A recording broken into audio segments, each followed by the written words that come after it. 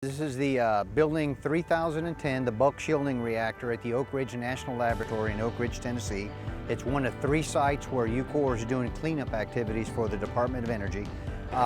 What brings us here today is the start of demolition. So it's been a long journey to bring this building to the ground and clear the footprint so that our client and the Oak Ridge National Laboratory can have a footprint for future missions.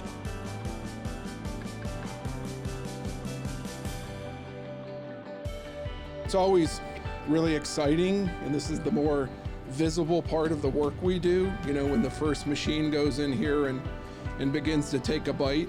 But we can't forget the hundreds and hundreds of folks that got us to this point. The decommissioning, decontamination, and deactivation crews that sit behind the walls, doing very innovative things for us each and every day.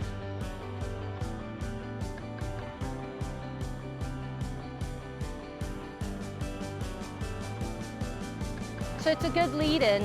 So there's a lot of interaction that we have to do, integration with close by neighbors, occupied facilities with people actually working in these buildings, small proximity for workspace. So it's a lot of lessons learned that we gain from working on 3010 as we work our way towards 3005.